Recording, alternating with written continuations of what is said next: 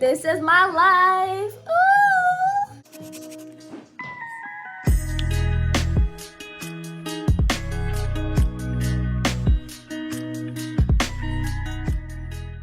Today's video will be coming to you live from my bouncy ball because I am at that stage in pregnancy, okay? So I wanted to talk about what you can expect as a new SLPA or just maybe an SLPA just starting their career in the school setting. So I will talk a lot about my experience. This does not mean it will necessarily absolutely 100% be your experience. I'm just kind of sharing this to prep you for, again, what to expect. Can we do this here? I think we can. Okay, so the other day it went horribly wrong. Hello, welcome back to my channel. My name is Karina and I am an SLPA sharing speech, my family and lifestyle here on YouTube. Today's video is sharing with you guys all the things that you can expect as a first-time SLPA, especially if you are going to work in the school setting. Now, this is a setting that I've worked in for 4 years now. I will be beginning my 5th year in August, so that's wild.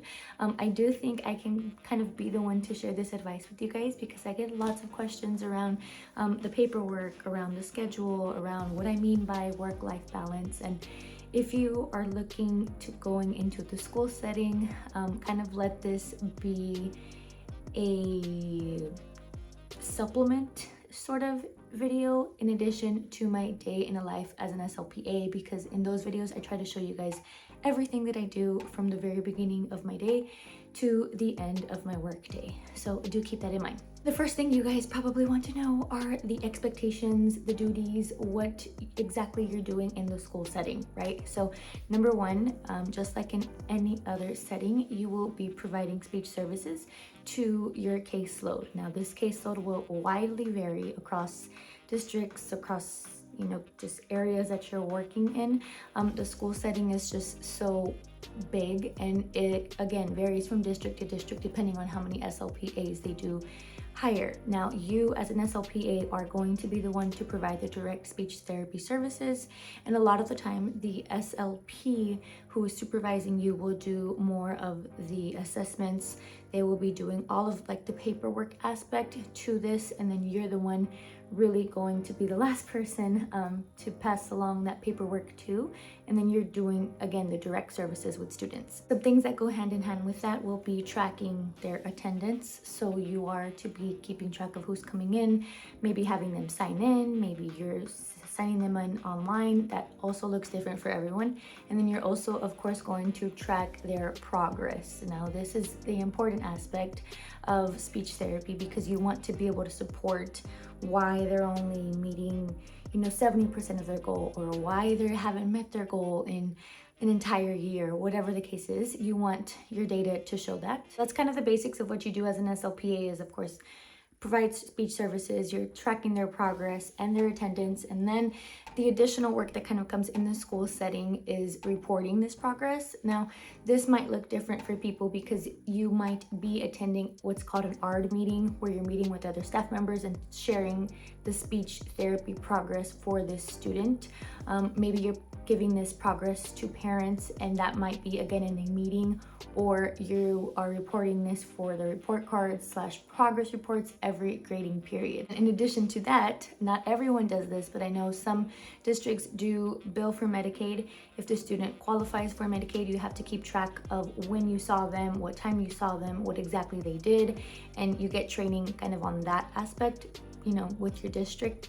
And then some other stuff you might do in the school setting is maybe morning duty or after school duty for your school. You might have to be there at a certain time to dismiss the students. Maybe you're attending some staff meetings on campus. And lastly, maybe you're contacting parents for anything. Maybe you are emailing them to share the student's progress. Maybe you are having to call them for a question that has to do with speech therapy. This is just all kind of in addition to the basics. A question I get a lot is around the paperwork. A lot of people want to know if SLPAs truly do less paperwork, or what's the paperwork look like? Do you have to do SOAP notes? What does keeping data mean, and all of that's going to vary. I will tell you from my personal experience, I do not do SOAP notes. I keep track of their data with literally pluses and then the plus circle. The plus circle to me means it was wrong.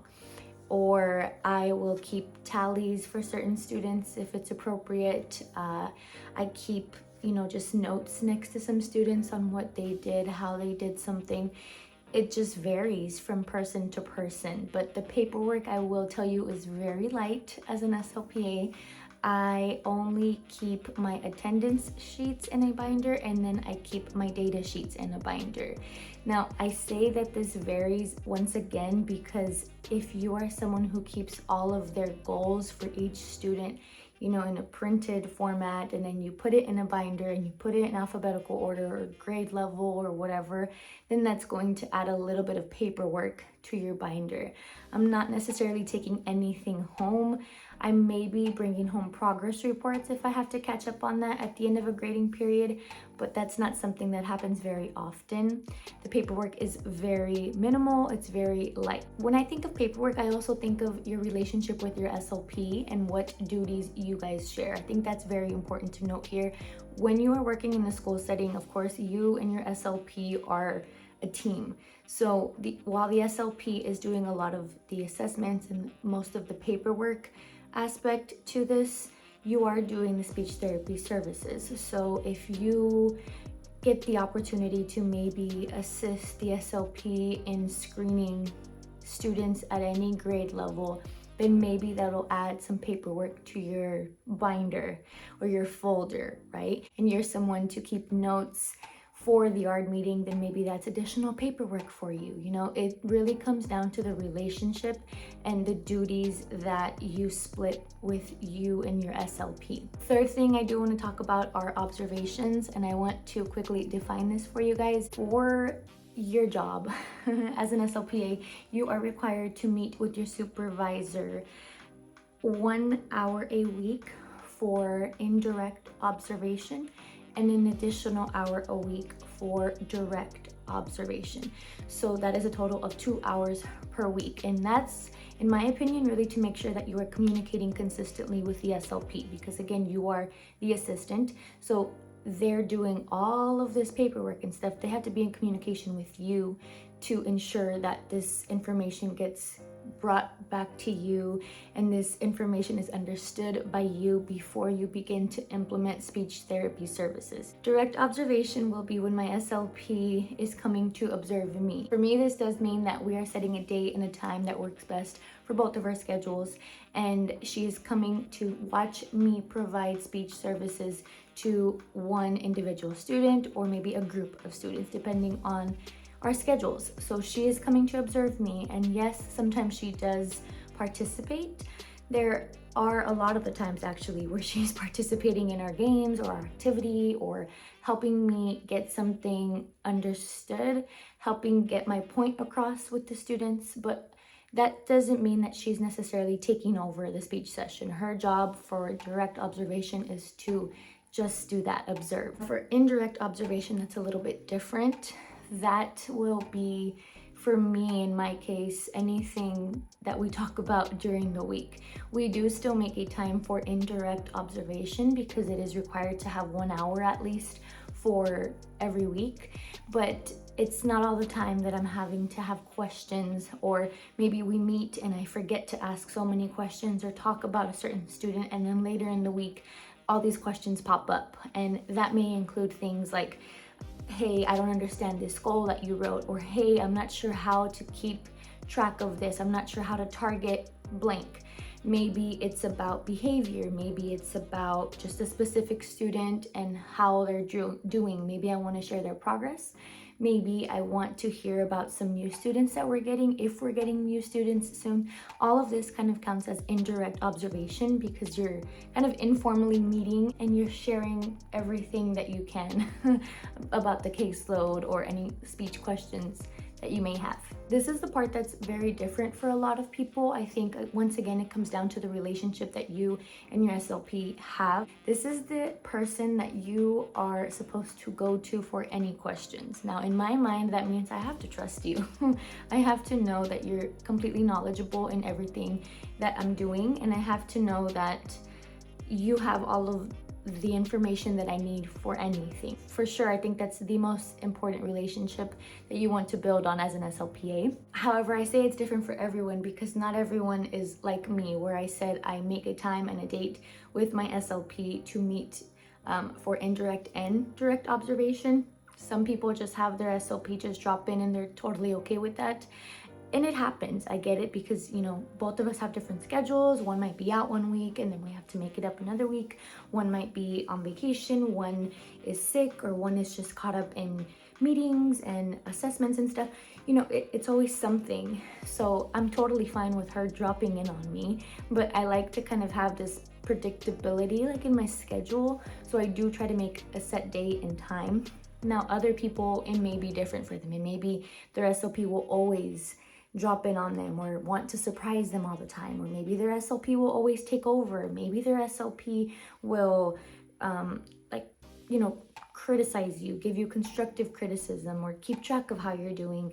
It's just different for everyone with the observations. Lastly is the schedule, and this is why I say that this job is very flexible. While you are in a school setting and typically like those hours may be 7 to about 4, I will say it's flexible in the sense that one, yes, you get holidays off. I also get, of course, like all of the time off that the kids have off, I usually get off. I'm not having to work summers. And during the school year, the schedule greatly varies, like widely varies. It's not everywhere that has one SLPA assigned to an SLP, right? So this might mean that any SLPA may get assigned to 2+ schools.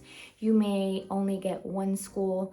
You may have to travel to different schools in one day. So of course your schedule is going to vary based off of the number of schools that you get. And then of course your schedule is going to vary based off of the number of students on your caseload. And then of course it's going to vary based off of their goals. However, what is the same is that you essentially get to make your own schedule.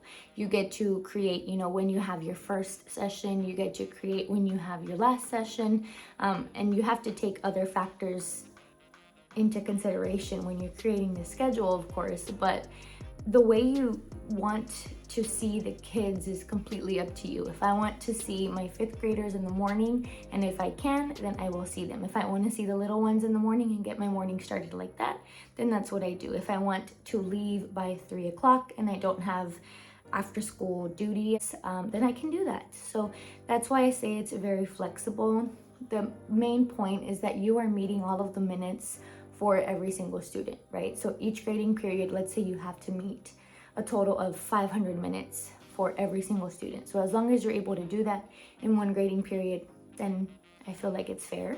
I would recommend though, you keep in mind, like, you want to have some time or space in your schedule for any time that you might be sick, any time that you might want to take days off, any time that you just can't be there. Maybe you have to provide makeups for some reason because a meeting will pop up one day, or maybe you have meetings every single Thursday, and you know Thursdays you have to end your speech therapy sessions by noon.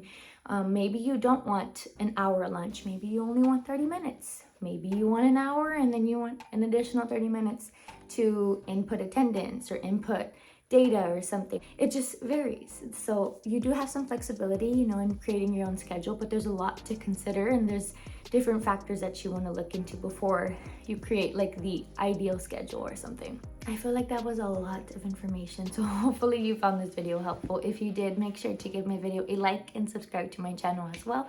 It'll mean so much to me, and I will catch you in my next one. Bye.